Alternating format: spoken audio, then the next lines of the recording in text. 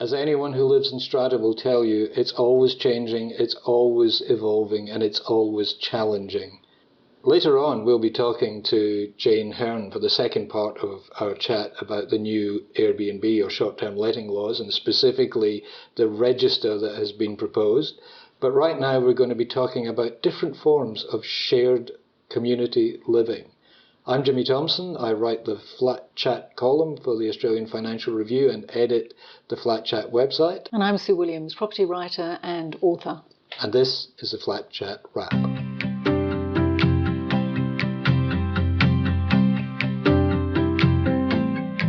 So, Sue, what's happening with our car parks?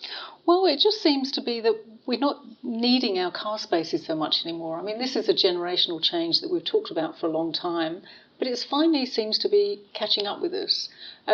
Lots of car parks in lots of apartment buildings seem to be, well, a little bit more empty than they've ever been before. And prices are still, apartments with no parking still seem to be getting pretty good prices because not everybody needs a car space anymore. We all kind of thought we'd always need a car. In Australia, we're wedded firmly to the car, I think. But now, finally, that's just easing a little. Well, you are saying this in a week where an apartment car space went up for auction, previously having sold for $260,000. That's right, but how much did it sell for? I don't know. A lot less, I think. If it sold at all. I mean, the going rate, if you go on to one of the websites like Domain, for instance, the going rate for a car park in the city centre is about $80,000 to buy. And outside the city centre, well, the further you go from the city centre, the cheaper they get. Obviously, they still have some value to some people, but how can that be if more people are not having cars? How can there still be a demand for parking? Well, it seems to be a generational thing as well. Younger people, particularly millennials, apparently a lot of them just are not interested particularly in driving anymore. A lot of them don't even have their tests and have no interest in having their own car. They're a generation who've been brought up on catching Ubers, they're kind of looking forward to a future of self-driving automated cars as well. And those aren't going to need car parking in the city centres because you'll just be able to summon a self-driving car whenever you need it. And at night it will go out and park somewhere, a long way out in the suburbs where there's lots of space for very cheap car parking. I'll be driving off to the suburbs together at night. That's You've right. just created a picture in my mind of the future where all the baby boomers are Uber drivers driving all the millennials around because the millennials don't know how to drive and they haven't quite perfected the self-driving car yet. And the ones who can drive, I mean, they're kind of, this generation is not so much consumer driven as perhaps previous generations were, and they've been brought up on kind of sharing services, this idea of kind of communal living, and they're kind of getting cars on the GoGet platform, on those car sharing platforms a lot as well, so they don't need car spaces either. So if they can save some money on buying an apartment without a car space, many people are now, and even houses. There are lots of houses around without car spaces, particularly in the inner city and in the inner ring, the rows of old terrace houses where everybody has to just park on the street and there's just never enough parking. Lots of those houses, their prices are still remaining extremely steady because really, a lot of people are saying, well, I don't really need a car anymore. What about the downsizers, the big families where mum and dad have a car each and the grown-up kids have one too, and they're selling their properties in the suburbs and moving into apartments? Yeah, and I think a lot of those older generation are thinking, well, why do we need a car anymore? Because so many people are moving into the inner city and into the inner ring suburbs. We're seeing a big densification of our cities, and that's all concentrated around the transport nodes. So people are getting used to public transport, especially older people, because they have their gold Opal card now, and they can go a long, long way on $2.50 or whatever. So really, a car can be an unnecessary expense. This is a very glass half full view, if I may say so, because I'm thinking about those families, those downsizing families where they buy an apartment with 2 car spaces and turn up with 5 cars. Or am I being car park half empty when I look at this? I I honestly think that's getting less and less. I honestly think, and statistics seem to back that up as well, that people are getting rid of cars more. They're kind of driving smaller cars. They just don't Not need as many around here, space. they're not. They're driving these big, giant four-door utes that are bigger than the standard car space. Yeah, those are the downsizers before they actually get rid of them and realise that they don't need a country car in the city. Right. Because they're so hard to park and so hard to manoeuvre. Yeah, it is the biggest selling vehicle in Australia, by the way. Just letting you know.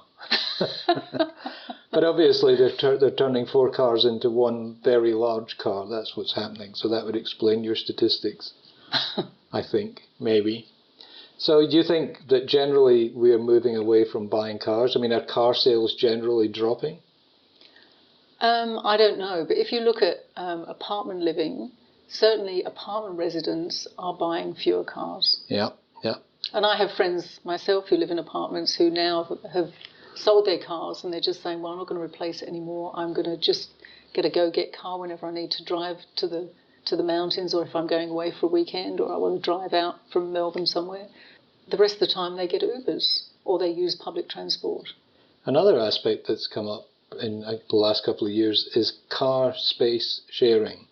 This is where you're not sharing your car, you're sharing. I mean, I use sharing in the same definition as Airbnb use it, which basically means renting or letting. You go on a website and you say, I live in this street and I leave at 7:30 in the morning in my car to go to work and I come back at 5:30 at night. Does anybody need a car space coming into this area? Sure, it's kind of an interesting idea, isn't it? Because it's hard with apartment buildings, because lots of apartment buildings, they don't like people who aren't resident in an apartment building actually parking their cars in the apartment building. And I think there has been a court case which has kind of thrown into question the right of apartment owners to say no, outsiders can't come into our building. They tried and lost on the question of non-residents because the court ruled that if you own a car space in a building, then you have to be allowed access to it, whether you live in the building or not. So if you rent a car space in a building, can you still have access to it? That battle has yet to be fought, All right. I think. I think that's one for the near future. But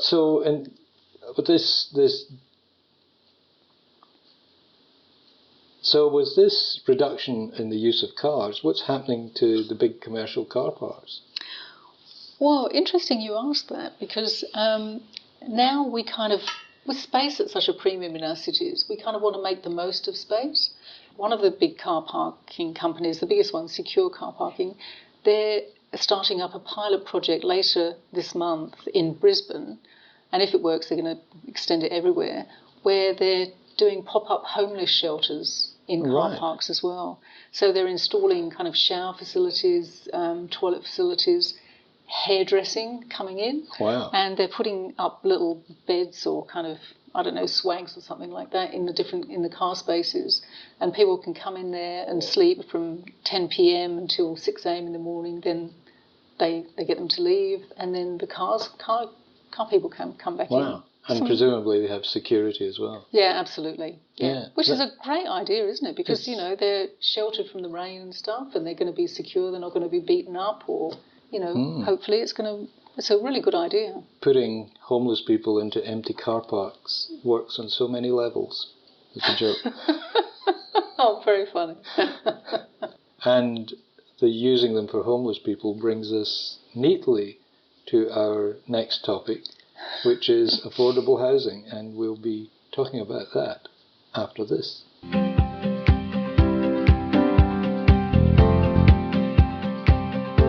I'm Jimmy Thompson, I'm with Sue Williams, and we are now talking about new generation boarding houses and co-living. So, first of all, Sue, what's the difference? Okay, a new generation boarding house. I think boarding houses, it's always a really pejorative term. We think of them as really dingy, dark, awful places where people go to live when they're absolutely on their last dollar. Right. There might be people who've just come freshly out of prison, or they're just they're the victim of a divorce, or they just have just nothing. So they go and stay in these really horrible places. But there are now new generation boarding houses springing up, both new builds and renovations of the old boarding houses. And they're basically kind of single rooms, really, but they have access to shared communal facilities like communal kitchens and things. And these new generation boarding houses are much smarter than the other ones. They're kind of nice, modern and nice colours and crisp new fit-outs. And a lot of young people are moving into them because they're really into the sharing economy. They're really into communal areas. And these boarding houses, they typically tend to be about 20 kind of studios in one block. They tend to be quite small. And the other movement is co-living, where people live in studios. So they're kind of a little bit like a boarding house, but they're bigger, really. Right. But they have a little kitchenette. They have, obviously their own bathroom, but they have a little bit more space than in the boarding houses. And they can be in blocks which tend to be much larger. They might have 45 apartments, 45 studios to one block. Right. And they tend to have much nicer communal facilities as well, much more extensive. They might actually have a shared gym. They'll have their own kitchenettes, but they'll also have a big communal kitchen and maybe a big communal dining room as well. Oh, right. And they'll have a TV room. And it's kind of about socialisation as well as just cheaper living. Yeah. So people immediately have a network of people that they can tap into. It might be people coming from overseas want to kind of live in one of these places, or it might be young people just setting out on their own. But it could be, kind of anyone, really. Somebody, we all probably remember, well, not all of us, but a number of us remember university where we had little studios or little rooms and we had shared kitchens and things. And it was kind of good fun. You'd made some good friends. And I made one of my roommates there, she's been a close friend of mine for like 40 years now, which shows my age, I suppose. But it's great. You're kind of meeting people in the place where you live. And co-living, there are a few places in Sydney, and there's a place in Melbourne which is opening up soon, and they tend to be operated by smaller operators. Right. But I interviewed Iwan Sunito, the CEO of Crown Group, this week, and he was saying he's actually going to get into co-living now, which is really interesting. Iwan has a new development by Crown Group, Mastery by Crown, which is a big new development in Waterloo, in one of the inner ring suburbs. And that comprises a really tall tower and a number of smaller buildings. And one of those blocks, which has 45 units, he's now going to make completely co-living. And it's interesting because Crown Group specialise in doing apartments with lots of communal facilities. Yeah. And some of his buildings, he's had piano rooms, yoga studios, always a gym and a pool, and always gardens. Yes. So he really prizes communal living. And he believes that philosophy he can now bring that to co-living, because he reckons he's going to have some fantastic facilities there. And he's going to provide services like personal training, music lessons, things like that people can actually subscribe to and sign up for. Right. And then he'll get his company to come in and actually take those. Also a pop-up MasterChef kitchen to give cooking lessons, because maybe some people may have just left home for the first time and they don't know how to cook. Yeah. So it's kind of interesting. And then he was saying that service he might extend to all his apartments as well. So not so much the communal living as the personal training, the chef, that kind of thing. Because that could be a whole new division of his business, really, I suppose. I guess he's always looking for. He sounds like he's into community building as maybe a legacy thing for him. It's all very well to be building very nice buildings around the city, but to have something beyond that. And he's quite a spiritual person, I believe. So that's right. He has his own church. That's pretty spiritual. You don't get much more spiritual than that. Yeah. But this co-living thing is, presumably, the building is not strata. It would be owned by either the developer or a management company. That's right. He's planning to keep ownership of it. But he could conceivably at some point sell out to a management company, like one of the companies which are having other co-living places elsewhere. But basically, as a tenant of one of these units, you would come under the Residential Tenancy Act. It wouldn't be under the Strata Act. That's right. Yeah. Basically, there'd be a set of rules, and if you don't want to follow them, go and live somewhere else. Yep. And I talked to some other developers, and they're actually all looking at the model as well now, which is interesting. I mean, it looks like it could really... I see it as a stepping stone for the people who have been living in a house, probably with their parents, and the whole idea of living in an apartment block is alien to them. It's kind of like easing them into the idea of being part of a community. And we shouldn't forget that people have been sharing houses for hundreds of years. Which is kind of good for the future of apartment living, because then maybe we'll be bringing a whole new generation into it who are much more used to sharing communal facilities and won't be kind of quite so selfish as many of us baby boomers are, saying, no, this is our space. And my home is my castle. That's right. I own this. You can't tell me what to do. Yeah. Those rules are for other people. Yeah. But it's pretty handy for young people, because rather than take on rental of a 2-bedroom apartment perhaps, and then having to find a flatmate and kind of then working out in the contract who has responsibility for the rent and things, with these little studios with co-living, they can go in there much more cheaply, and they don't have to worry about who they're sharing with, really, because there's going to be a big community there, and they can pick and choose who they want to befriend. I can see a TV series coming out of this right now. Absolutely. Could call it Friends. Or I was thinking more Crash Palace, to be honest. That's one of my previous TV shows, for those of you who don't realise. Co-living, Crash Palace. There's a thought.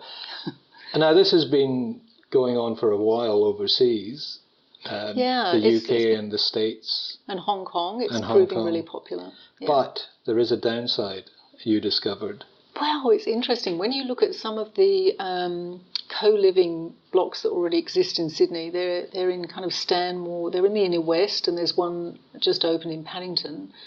You look at their address on the internet and you discover so many of them are now listed on Airbnb. Our old friends, Airbnb. They're in there. So much for dealing with the housing shortage. As soon as you build something, somebody sticks it on Airbnb. Which brings us to our next segment, because we're going to go back and finish off the conversation we had last week with Jane Hearn, and we're going to be talking about the proposed registry, which we think must be a good idea because we know that Airbnb hate it. So I'm going to leave Sue at the moment, and we're going to come back later with some funny stories. That's after this.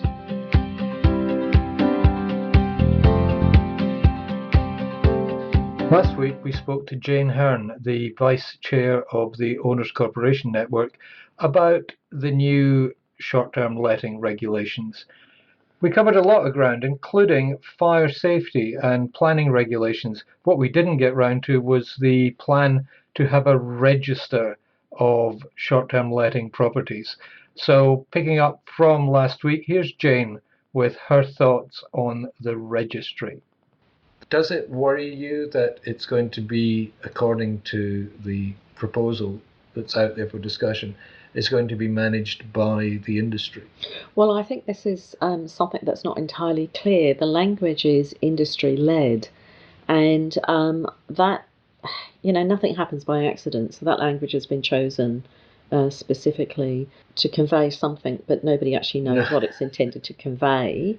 All the stakeholders, both the international global platforms, the domestic holiday letting industry, local government, Owners Corporations Network, everybody has said there should be a registration system of some type. Right. It's only been Airbnb that has objected, and I think we know, fundamentally, we know why, and that's because, they are competing for market share. They're commercially very sensitive. None of them want to really reveal what their inventory is. Right.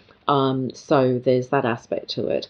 Of course, they also want to not divulge, not give that data to regulatory authorities because there's so much illegal use going on. And there's also, of course, a lot of illegal subletting by tenants, in addition to legal use that breaches planning law. I think that the minister that we currently have, a new minister, is more pragmatic. It's David Anderson. It is right? Kevin Anderson. Kevin Anderson. Yes. Who's David Anderson? Yes. Kevin Anderson. He's far more pragmatic. I think he understands that there are real implementation issues, and so that he has accepted in principle that there is a need for some form of registration. Yeah. The Department of Fair Trading, or the Office of Fair Trading, has always said that it is too big and too much, for them. Some of the industry stakeholders have said that there are existing registration systems that can effectively be provided, but the detail is not there. We think, and the local councils and groups like OCN have always said it's a government function. It should be run by a government agency. If it can't be run by a government agency, then it should be a neutral platform that is in the business of monitoring and compliance. Like B&B Guard. Yes, a company like B&B Guard. Right. That's very much the sort of business, the space that they're in. Yeah.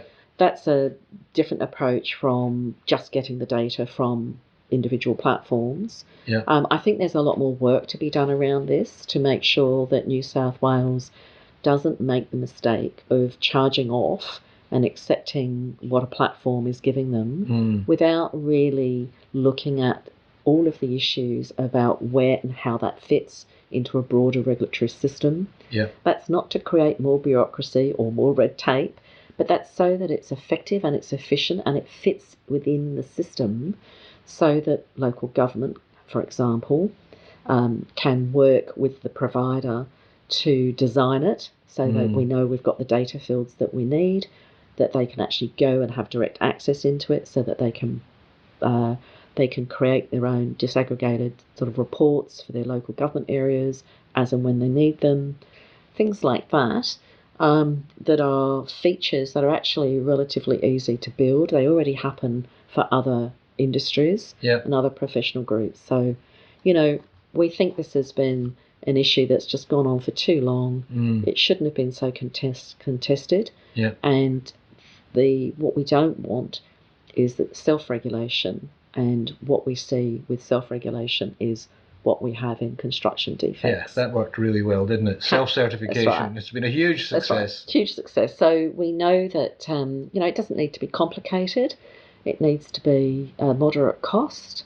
But what's really important is that there are some specific obligations, so that hosts must register the premises, and that should be part of the planning criteria.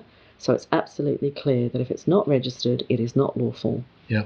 So that would have to be a criteria of exempt or compliant development, and that the platforms, agents and other websites, companies, have a clear obligation to not list an unregistered property. As if we don't have that, we will have the situation that has happened overseas, that thousands of essentially illegal apartments will still be on the market, with people trying to dodge all of the regulatory standards.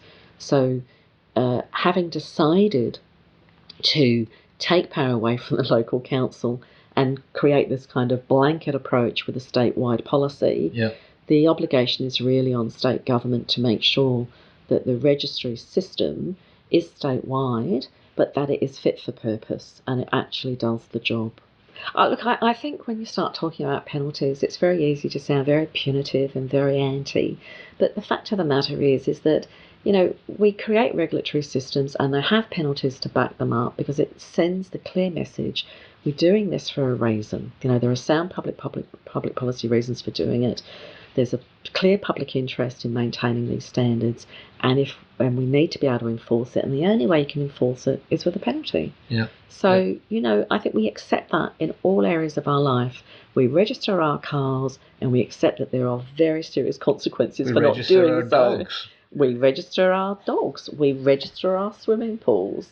Registration shouldn't be a big deal. No. It really shouldn't. And one of the things that it will give government at state and local level, and the public interest bodies as well, and in fact the industry as well, is it will create a base of data so that we know what is the profile of this industry, who is doing what, yes, what percentage is just somebody renting a room, as a sort of a B&B type host, and the reasons why they're doing that, and what percentage are actually people who are vacating for very long periods from their principal home, or have given over their investment property entirely to short-term letting. Unless we can sort of slice and dice the data and get a proper profile, we can't really see with a lot of accuracy what's happening. We know what's happening. We know there's enough data. We're living it. We know. But I think it's a perfectly justified thing to do, particularly when we're talking about something as important as housing. And I think what it makes people do is it makes them stop and think about what they're doing. So they're doing it consciously. They're making clear, conscious decisions about what they're doing. They know what the regulatory standards are. And, that I think is a far better approach than people not being aware of regulatory standards. These are thousands of amateurs, essentially. They expose themselves to a lot of risk as well. So I think that really, as I said, I don't think this should be something that's so contested. It really needs to be done from the beginning, not something that's instituted halfway through. So we would say that the whole scheme shouldn't start until there's a register set up and in place and ready to go. Right. Because if this will take years to solve unless there's some real commitment to doing it in a way that I think is credible. So, looking at the whole picture, all the documents, and encouraging our listeners to go and get online and join OCN. Join OCN. Well, you can only buy the bylaw if you're a member. So, the whole picture of these discussion documents, are you more or less hopeful than you were before they came out? To be honest, I'm less hopeful, because I think what's happened in New South Wales is that there's no pretense now that this is about home sharing, even though that language gets used, even in government documents, which I think is misleading to the public. Really. Yes, it's dishonest. It is not home sharing. We are talking about the use of residential dwellings for this activity, and it is commercial. It is it's a transaction between unrelated parties, so it's commercial in that sense. And there's so much pressure from industry to get rid of the caps. And a lot of the reason that's happened is because New South Wales has gone down the state-wide approach. And I'm certainly told by people who are in the business of monitoring and compliance that it's probably the worst way to do it. And that the provinces and states in other countries that have done this have the most problems. You need to be able to fine-tune things at a more local level. That is inconvenient to industry because, they regard that as red tape and cost to their business. But what we're talking about here is people's homes, particularly in strata buildings, apartment buildings. There's absolutely nothing from a planning law perspective that would stop an entire residential block being taken over by short-term letting with no DA approval. There's no threshold at which it converts to be and requires reclassification. There are none of those controls in place at all. So the only thing that people have is the bylaw. That's all you've got. And to get that bylaw, you need to go to ocn.org.au, join up. It's probably the best money that your Owners Corporation will spend this year. How's that for a plug? That's good, and I think that the bylaw is, we've set the bylaw at a very moderate price because we want as many people, particularly the small schemes, to be able to have it. Instead of going to going to another strata lawyer and spending $1,000, we've had a specialist strata lawyer draft this specially for you. It's $200 plus a bit of GST. Right. And you need to be a member, and our executive officer will be very happy to take your call. Okay. My thanks to Jane Hearn for chatting to us. My apologies for the banging, which has stopped. It gave it an authentic feel, don't you think? I might start using that in all my recordings. Yeah, sound effects. Now on. Thanks very much, Jane. Thank you.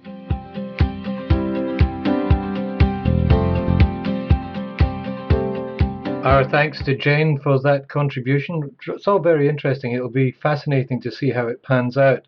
Now, we're rejoined by Sue Williams to talk about what we think is one of the funniest, weirdest stories of the week, if not the year.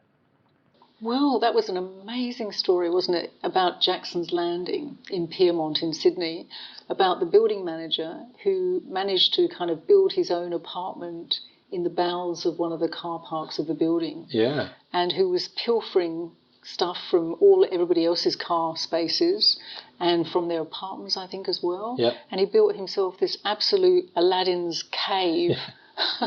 Which was only discovered by police because somebody heard the washing machine going in there. Oh, really? Yeah. Oh, wow. Because it was all intertwined with some allegations of him being connected to some drug dealers, because not only had he built a bedroom and a living room and a storage room for all the stuff he'd stolen out of people's storage cages, he was planning to build a hydroponic cannabis growing operation.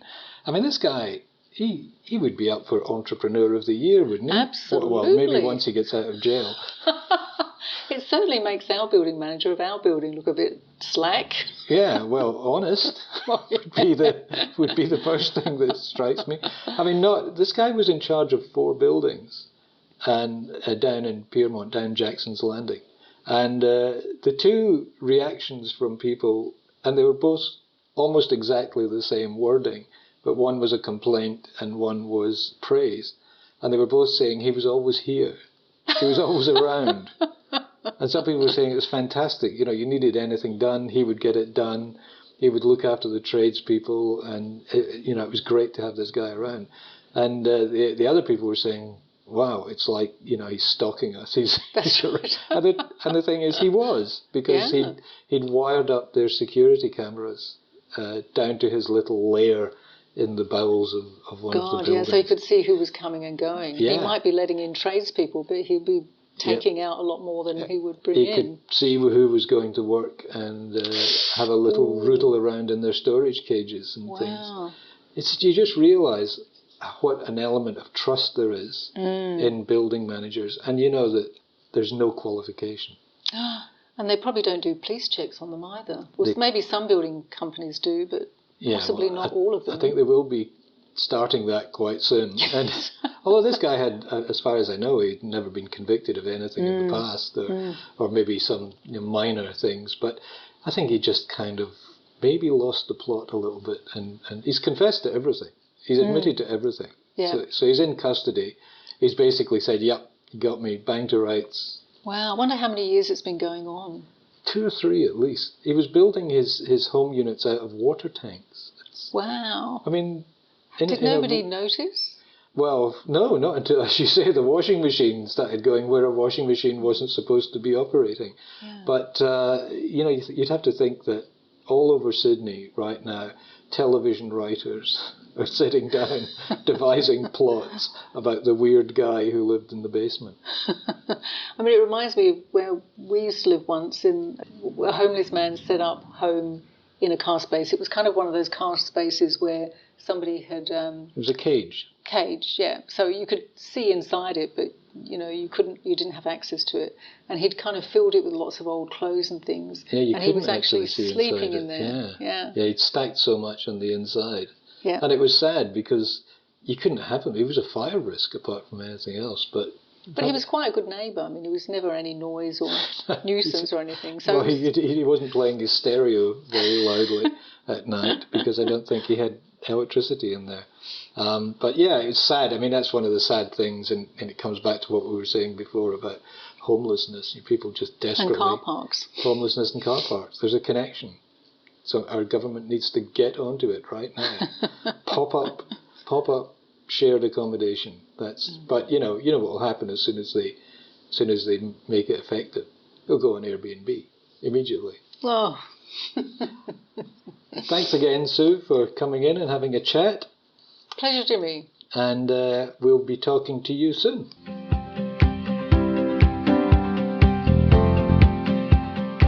Now, If you enjoy these podcasts, and I hope you do, or you wouldn't still be listening, please subscribe through whatever method you get them. There's all sorts of things listed on the Flat Chat website. If you want to know more about apartment living, come to flat-chat.com.au. There's all sorts of things there. There's a forum, there's stories. It's very lively. We keep it going every week. Thanks for listening to the podcast. I'm Jimmy Thompson. Talk to you next week.